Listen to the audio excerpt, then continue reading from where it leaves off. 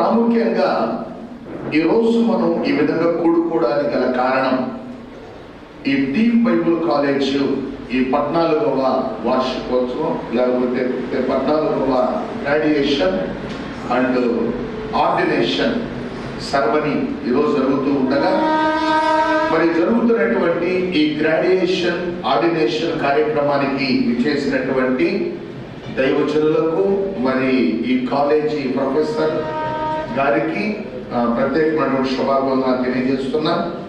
మరి ఈరోజు ఈ యొక్క ఆర్డినేషన్కి గ్రాడ్యుయేషన్కి మధ్య ఉన్నటువంటి ఒక తేడాని మనం జ్ఞాపకం చేసుకోవాలి.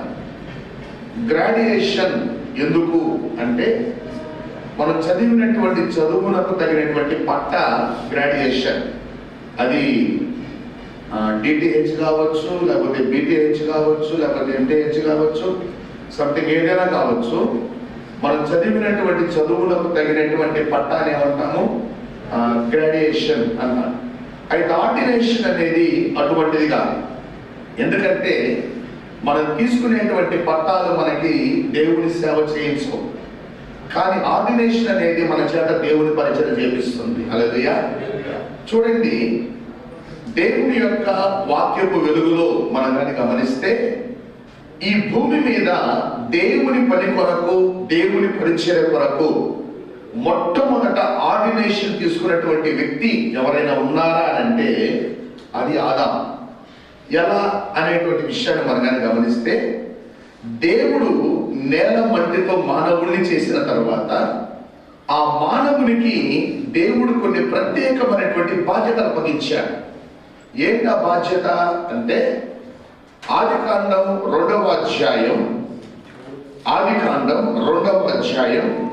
8వ వచనాన్ని మనం కానీ గమనించినట్లయితే, దేవుడైన యెహోవా తూర్పున ఏదెను తోటలో ఏదెనులో ఒక తోట వేసి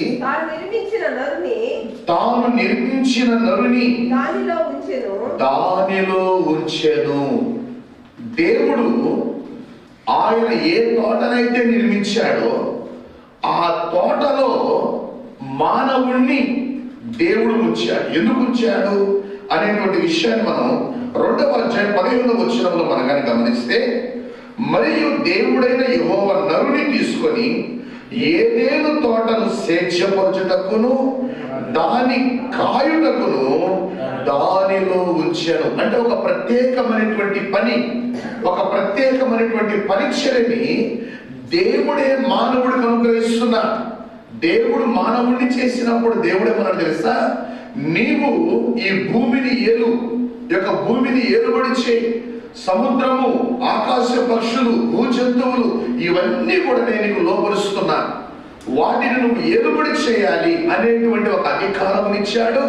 అదేవిధంగా దేవుడు ఏ తోటనైతే ఏదెనులో వేశాడో ఆ తోటను కాయుటకు, ఆ తోటను సేద్యపరచుటకు మానవుడికి ఒక అధికారం ఇస్తున్నాడు, ఒక బాధ్యతను అప్పగిస్తున్నాడు. అయితే మానవుడు ఎప్పుడైతే ఆ బాధ్యతలను స్వీకరించాడో, దేవుని చేత అధికారం పొందినటువంటి మానవుడు ఫలించడం ప్రారంభించాడు. హల్లెలూయా. మానవుడు ఎప్పటి వరకు ఫలించాడంటే పాపము చేయనంత వరకు. ఎప్పుడైతే మానవుడిలోనికి పాపము ప్రవేశించిందో ఆ ఫలింపు ఆగిపోయింది.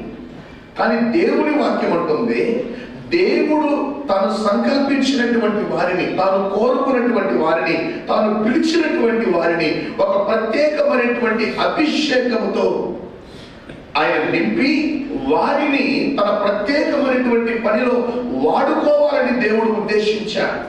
అందుకనే మొట్టమొదట ఈ భూమి మీద దేవుడు మానవుని నిర్మించి ఆ మానవునికి ఒక ప్రత్యేకమైనటువంటి పరిచర్య, ఒక ప్రత్యేకమైనటువంటి అధికారాన్ని దేవుడు మానవుడికి ఇచ్చాడు.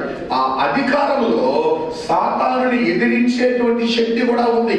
కానీ మానవులు ప్రలోభాలకు లోబడిపోయి తమకున్నటువంటి అధికారాన్ని పోగొట్టుకున్నారు, తమకున్నటువంటి అభిషేకాన్ని పోగొట్టుకున్నారు, చివరికి శాపగ్రస్తులుగా మారిపోయారు. కానీ ఎవరైతే దేవుడు తాముకు అప్పగించినటువంటి పనిని కూర్చున్నటువంటి తలంపులు కలిగి ఉంటారో వారు దేవుని యొక్క పరిచర్యలో అభిషిక్తులుగా రాణిస్తారు. హల్లెలూయా. చూడండి, రెండవదిగా ఈ భూమి మీద దేవుని చేత పిలువబడి, దేవుని చేత ప్రతిష్ఠించబడి, దేవుని చేత అభిషేకించబడి ఒక ప్రత్యేకమైనటువంటి పని కొరకు పురికొల్పబడినటువంటి వ్యక్తి నోవాహు. నోవాహుకు దేవుని యొక్క పిలుపు, దేవుని యొక్క ప్రతిష్ట, దేవుని యొక్క అభిషేకము నోవాహుకు ఉంది. కారణం ఏంటంటే నోవాహును దేవుడు పిలిచి నోవాహుకు ఒక ప్రత్యేకమైనటువంటి పరిచయం అప్పగిస్తున్నాడు. ఆ పరిచయం చేయడానికి ఈ భూ సంబంధమైనటువంటి ఏ క్వాలిఫికేషన్లు నోవాహుకు అవసరం లేదు. దేవుని పిలిపే క్వాలిఫికేషన్. హల్లెలూయా. దేవుని అభిషేకమే క్వాలిఫికేషన్. చూడండి, దేవుని చేత పిలువబడిన, దేవుని చేత ప్రతిష్ఠించబడినటువంటి నోవాహుకు అంతకు ముందు తెలియనటువంటి ఒక పెద్ద బాధ్యతల్ని దేవుడు అప్పగించాడు. దేవుడు అన్నాడు, నీ కొరకు, నీ కుటుంబం కోసం ఒక ఓడను సిద్ధపరచుకో, నీవు ఆ ఓడలోకి ప్రవేశించు, ఆ ఓడని కట్టడానికి అవసరమైనటువంటి వనరుల్ని నేను నీకు సప్లై చేస్తానన్నాడు. కారణం ఏంటంటే నోవాహు దేవుని చేత ఎన్నుకోబడిన వాడు, నోవాహు దేవుని చేత పిలువబడిన వాడు. తాను చేయబడినటువంటి పని ఎలా చేయాలి అనేటువంటి అనుమానము కానీ సంశయము కానీ లేకుండా దేవుని మీద ఆనుకొని ఎప్పుడైతే నోవాహు ముందుకు కదలడం ప్రారంభించాడో దేవుడు నోవాహును బలముగా వాడుకున్నాడు. చూడండి, నోవాహుకు దేవుడు ఇచ్చినటువంటి అభిషేకం ఎటువంటిదంటే నోవాహునకు జంతువులు లోపడ్డాయి, నోవాహునకు పక్షులు లోపడ్డాయి. అందుకే ఓడ కట్టిపడినప్పుడు దేవుడే నోవాహు దగ్గరికి వాటన్నిటిని తీసుకొని వచ్చాడు. అదేవిధంగా దేవుని చేత అభిషేకించబడినటువంటి మనము దేవునికి లోబడి దేవుని పరిచయం చేస్తున్నప్పుడు చూడండి, మనకు వ్యతిరేకమైనవి కూడా దేవుడు మనకు లోపరిచి వాటి మీద మనం అధికారము చలాయించడానికి తగిన శక్తిని, తగిన సామర్థ్యాన్ని దేవుడే మనకు అనుగ్రహిస్తాడు. హల్లెలూయా. అది ఆర్డినేషన్లో ఉన్నటువంటి గొప్పతనం. చూడండి, దేవుడు ఎవరినైతే పిలిచి ప్రత్యేకంగా పరిచయం అప్పగిస్తున్నాడో వారు ఏ విషయంలో కూడా ఫెయిల్యూర్ అవ్వరు. ఎందుకంటే అప్పగించింది దేవుడు, చేపించేది కూడా దేవుడే. అందుకనే దేవుడు మానవుని యొక్క యోగ్యతను బట్టి, మానవుని యొక్క జ్ఞానమును బట్టి, మానవుని యొక్క చదువును బట్టి దేవుడు వాడుకునేవాడు కాదు. ఆయన ఎటువంటి విచ్చలేని పామరులను కూడా ఆయన అభిషేకించి వాడుకోగల దేవుడు ఆయన. హల్లెలూయా. అయితే మన మీద ఉండవలసింది ఏంటంటే దేవుని అభిషేకము. దేవుని చేత మనం ఎప్పుడైతే అభిషేకించబడతామో దేవుడు మనల్ని బలమైనటువంటి అభిషేకముతో నింపి ఆయన మనల్ని వాడుకునేటువంటి దేవుడు అన్నాడు. అయితే మూడవదిగా మనం కనుక గమనిస్తే ఒక ప్రత్యేకమైనటువంటి పరిచయం కొరకు ఎన్నుకోబడినటువంటి వ్యక్తి మోషే. హల్లెలూయా. మొట్టమొదట ఆదాముకు అప్పగించబడిన పరిచర్య ఏదెను తోటను కాయుటకు, స్వేచ్ఛపరచుటకు. అదేవిధంగా నోవాహునకు అప్పగించబడిన పరిచర్య ఓడ కట్టేటువంటి పరిచర్య, తన కుటుంబాన్ని రక్షించుకునే పరిచర్య, ఈ భూమి మీద ఉన్నటువంటి జంతువులను, పక్షులను రక్షించేటువంటి ఒక పరిచర్య నోవాహునకు దేవుడు అప్పగించాడు. అదేవిధంగా దేవుడు మోషే విషయంలో మనం కానీ గమనిస్తే 4 రకాల పరిచర్యల కోసం దేవుడు మోషేను ప్రతిష్ఠించుకున్నాడు. ఏంటి ఆ పరిచర్యలు అనేటువంటి విషయాన్ని మనం కానీ గమనిస్తే నిర్గమకాండం 3వ అధ్యాయం 4వ వచనాన్ని ఒకసారి మనం కానీ చూస్తే, నిర్గమకాండం 3వ అధ్యాయం 4వ వచనం, దానిని చూచుటకు అతడు ఆ తట్టు వచ్చుట యెహోవా చూచెను.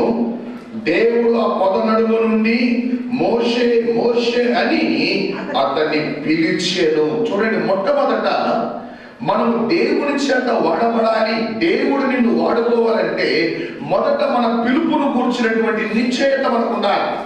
ఇక్కడ దేవుడు మోషేను పిలుస్తున్నాడు.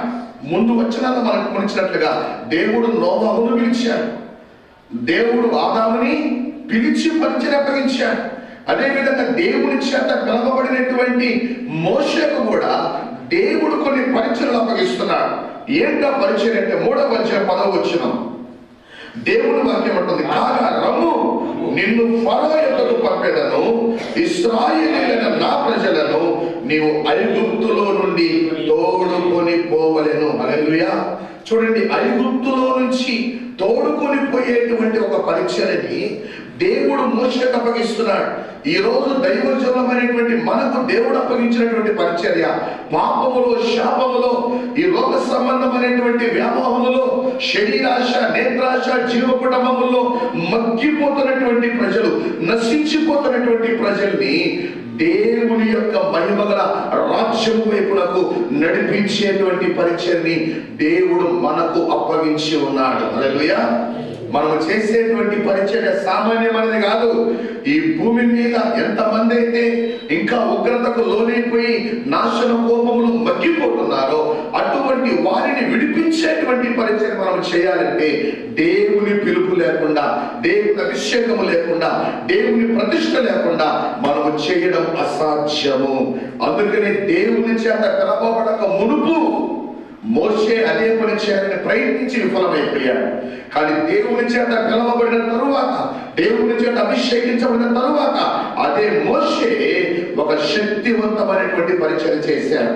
కారణం ఏంటంటే అది దేవుడు అతని మీద ఉంచినటువంటి అభిషేకమే. హల్లెలూయా.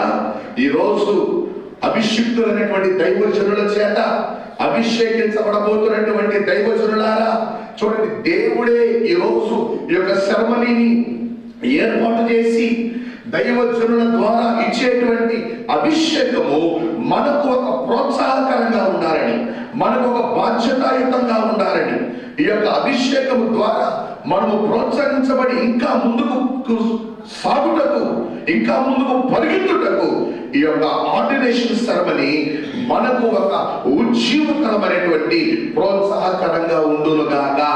చూడండి, దేవుడు మోషేని పిలిచి మోషేకి అప్పగించిన పరిచర్య ఐగుప్తులో ఉన్నటువంటి నా ప్రజలు బయటికి తీసుకురావాలి, అది అభిషేకించబడిన నువ్వే చేయాలి. మోషే తప్పించుకునే ప్రయత్నం చేసిన దేవుడు ఒప్పుకోలేదు. ఎందుకంటే మోషే మీద ఉన్న అభిషేకం అంత గొప్పది. హల్లెలూయా. చూడండి, అదే విధంగా మనం గమనిస్తే 12వ వచనం అంటున్నాడు, అది నిశ్చయముగా నేను నీకు తోడై ఉందును, నేను నిన్ను పంపించినటకు ఇది నీకు సూచన. నీవు ఆ ప్రజలను ఐగుప్తుల నుండి తోడుకు వచ్చిన తరువాత మీరు ఈ పర్వతము మీద దేవుని సేవించెదరు. చూడండి, దేవుడు ఒక భరోసా ఇస్తున్నాడు మోషేకి, నీవు చేసే పనికి నేను నీకు తోడే ఉంటాను. నీవు మనుషుల మీద ఆధారపడి కాదు, నీ జ్ఞానం మీద ఆధారపడి కాదు, నీ శక్తి సామర్థ్యాల మీద ఆధారపడి కాదు, నువ్వు కలిగి ఉన్నటువంటి వనరుల మీద ఆధారపడి కాదు, నీవు నా మీద ఆధారపడి, నీవు నా వైపు చూస్తూ నా పనిని నువ్వు చేయడానికి నేను నిన్ను ఎన్నుకొని ఉన్నాను, నేను నిన్ను ప్రతిష్ఠించుకొని ఉన్నాను, నేను నిన్ను నడిపిస్తున్నాను అనేటువంటి ఒక ధైర్యాన్ని దేవుడు మోషేకి ఇచ్చాడు. చూడండి, అదే విధంగా మనం కానీ గమనిస్తే ఈ పరిచర్య దేనికి సంబంధించిన పరిచర్య అంటే ఇది రక్షణ పరిచర్య. హల్లెలూయా.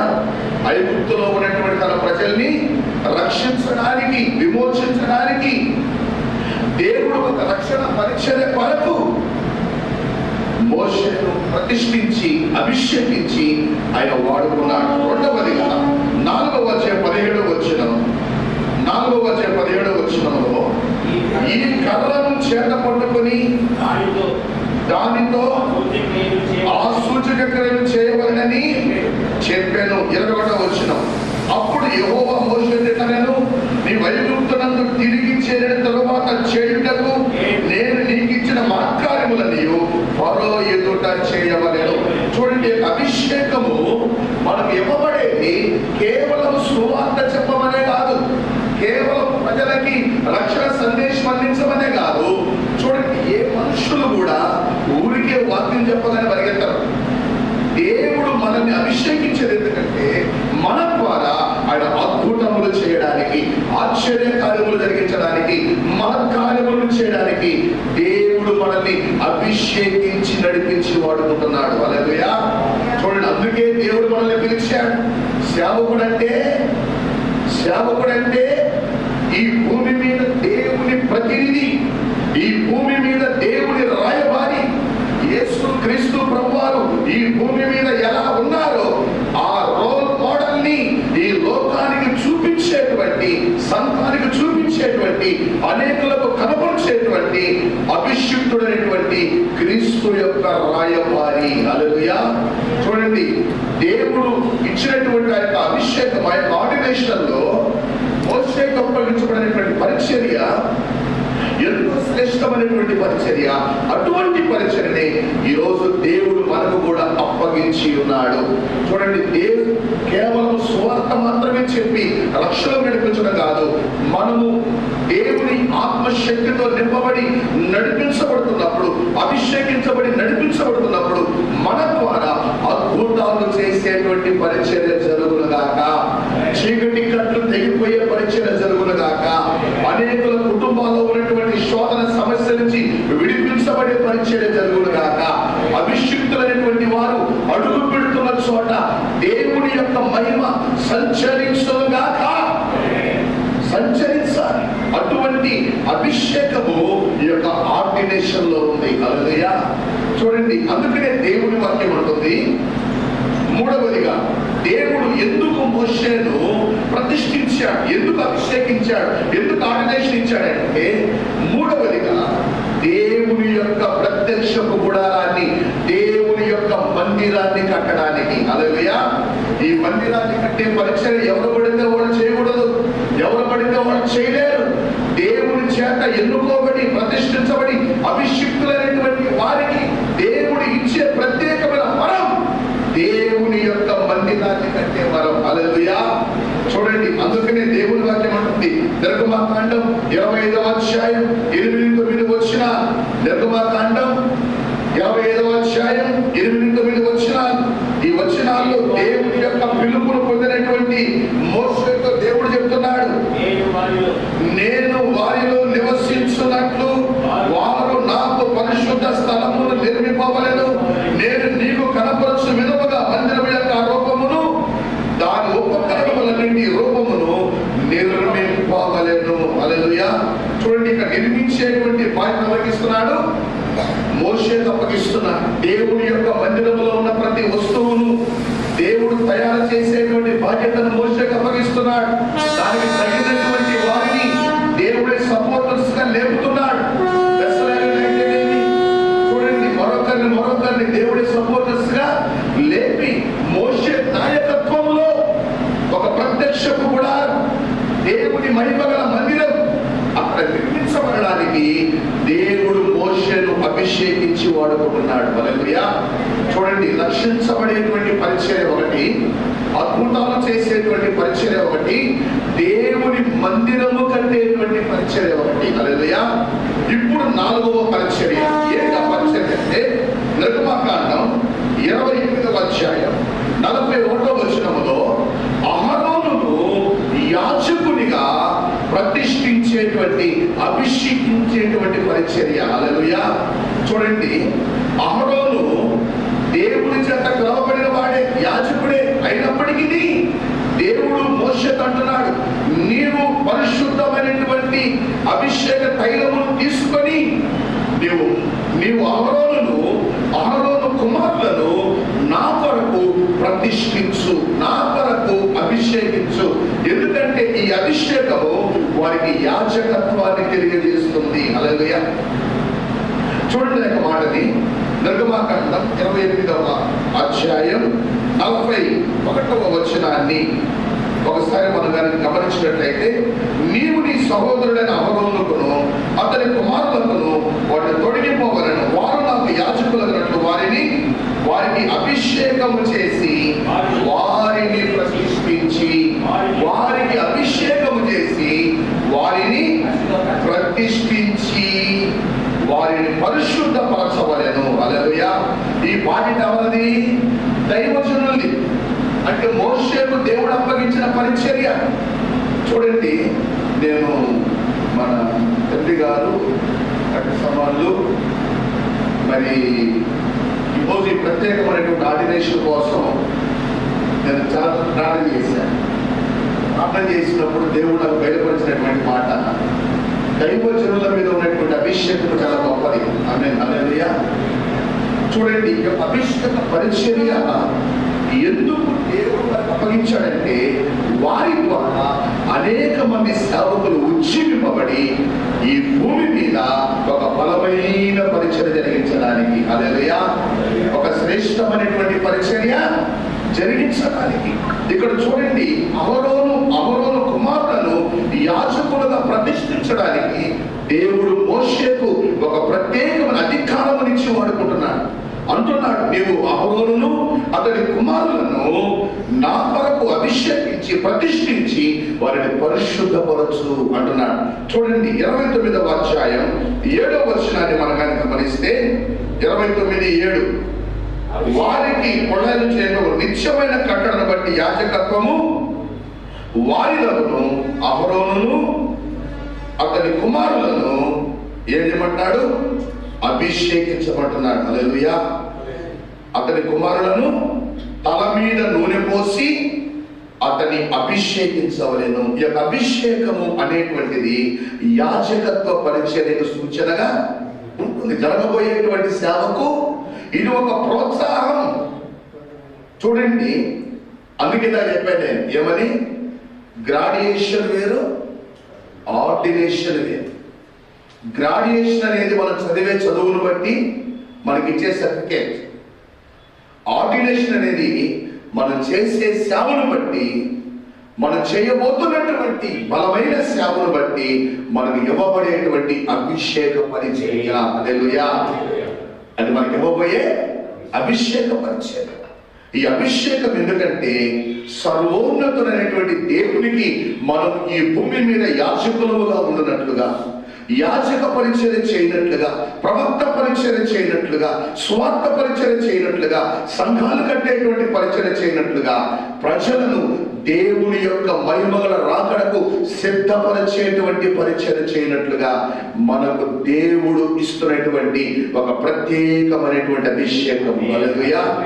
ఒక ప్రత్యేకమైన అభిషేకం. చూడండి, అహరోను యొక్క యాజకత్వానికి దేవుడు మోషేను పడుకున్నాడు. అదేవిధంగా అపోస్తలుల కార్యగ్రంథం 2వ అధ్యాయం 1-4 వచనాల్లో వారు పరిశుద్ధాత్మ చేత నింపబడిన తర్వాత అంత్యోకయ సంఘములో పౌలు, బర్నబా, నీగనబడిన సీమోను వీళ్ళంతా కూడా ప్రవక్తలు, బోధకులు, ఉపదేశకులు అక్కడ ఉపవాసం ఉండి ప్రభువుని సేవిస్తున్నప్పుడు పరిశుద్ధాత్మ పౌలును, బర్నబాను ఎన్నుకొని ప్రతిష్ఠించి వాడు అంటున్నాడు, వీరు నా కోసం ప్రత్యేకపరచండి. అప్పుడు ఏం చేశారు? సంఘము వారిని ప్రత్యేకపరిచి వారి తలల మీద చేతులుంచి వారిని అభిషేకించి దేవుడు పిలిచిన పనికి వారిని పంపించారు. హల్లెలూయా. చాలా మంది అనుకుంటారు, దైవజనులతో మాకేం పనండి, మమ్మల్ని పిలిచిన దేవుడు మా ఇష్ట ప్రకారం జరుగుతాం, మేము భూదినంతా సువార్త చెప్తాం, మేము మాకు సంఘంతో పని లేదు, దైవజనులతో సంఘ కాపులతో పని లేదు, అభిషేకులతో మాకు పని లేదు. మమ్మల్ని ఎవరు పిలిచారు? దేవుడు పిలిచాడు కాబట్టి మేము యాడికైనా జరుగుతాం సజ్జలు పట్టుకొని. కాదు, అది రాంగ్ డాక్టరీన్. అది సరైనటువంటి విధానం. చూడండి, మనం ఏ పరిచయం చేసినా కానీ సంఘ సహవాసములో ఉండి చేయాలి. ఇది దేవుడు కోరే. అందుకనే పౌలుని పిలిచిన దేవుడేగా, పౌలుకి దర్శనం ఇచ్చిన దేవుడే కదా, పౌలుకి బాధ్యతలు అప్పగించిన దేవుడే కదా. కానీ దేవుడు ఏం చేస్తున్నాడు? ఇప్పుడు అంత్యోకయ సంఘములోనికి పౌలు నడిపించి ఆ సంఘములో ఒక చక్కటి ట్రైనింగ్ ఇచ్చి ఇప్పుడు ఆ సంఘము ద్వారానే పౌలుని మిషనరీ పరిచర్యకు దేవుడు పంపించాడు. హల్లెలూయా. అంత్యోకయ సంఘముతో దేవుడు మాట్లాడుతున్నాడు. ఏమన్నాడు? వారిని నా కొరకు మీరు ప్రత్యేకపరచండి. నేను ప్రత్యేకపరుచుకున్నాను చాలా చెప్పలా, నేను ప్రత్యేకపరుచుకున్నాను ఇక చాలు అని చెప్పలేదు, కానీ మీరు ప్రత్యేకపరచండి అన్నాడు. అంటే ఆ బాధ్యత అప్పగించాడు. ఇది వరకు అభిషిక్తులైన వారికి దేవుడు ఇస్తున్నాడు. అదేవిధంగా అంత్యోకయ సంఘం ద్వారా పంపబడినటువంటి పౌలు ఎక్కడెక్కడ సంఘాలు కట్టినా, ఎక్కడెక్కడ పరిచయం చేసినా కానీ రిపోర్టు మళ్ళా తీసుకుని అక్కడ ఇచ్చేవారు. యెరూషలేము సంఘానికి, అంత్యోకయ సంఘానికి. కారణం ఏంటంటే ఇది దేవుడు ఇచ్చేటువంటి ఒక ఆర్డర్, ఒక కట్టడం. అందుకని దేవజనమ దేవుని వాక్యపు వెలుగులో ఈ యొక్క ఆర్డినేషన్ సెరమనీ అనేటువంటిది మనం ఏదో ఆ డిగ్రీల్ని, ఆ ఆ సర్టిఫికేట్ ఇంట్లో పెట్టుకొని తగిలించుకొని నేను అది ఇదే చెప్పుకొని తినడానికి కాదు. మనకంటూ ఒక బాధ్యతాయుతమైన లెక్క అప్పగించబడేటువంటి ఒక పరీక్షని దేవుడు మనకు అప్పగిస్తున్నాడు అనేటువంటి విషయాన్ని మనం గుర్తుపెట్టుకోవాలి. మనం తీసుకునేటువంటి ఆర్డినేషన్కి ఒకరోజు మనం లెక్క చెప్పాలి. ఎవరికి? నేను పలానా రోజు నేను నీకు ఆర్డినేషన్ ఇచ్చాను కదా, నేను నీకు దైవజనుల ద్వారా నేను ఆర్డినేషన్ ఇప్పించాను కదా, మరి ఆర్డినేషన్ తీసుకున్న నీవు ఎంత బాధ్యతాయుతంగా నా పరిచయం చేశావు, ఎంత బాధ్యతాయుతంగా నా సేవ చేశావు, ఎన్ని ఆత్మలు సంపాదించావు, ఎన్ని సంఘాలు కట్టావు, ఎంతమంది నా నాగలు సిద్ధపరిచావు అని లెక్క అడిగే దేవుడు ఒకడు ఉన్నాడని మనం గుర్తెరిగి ఈ అభిషేకము చేత మనం నింపబడి మనం బాధ్యతాయుతంగా మనం కానీ పరిచయం చేయగలిగితే రేపు ప్రభువు రాకడలో అనేక ఆత్మలని మనం ప్రభువుకు అప్పగించి దేవుడు మన కోసం సిద్ధపరిచినటువంటి ఆ బహుమానములను మనం పొందుకుందుముగాక.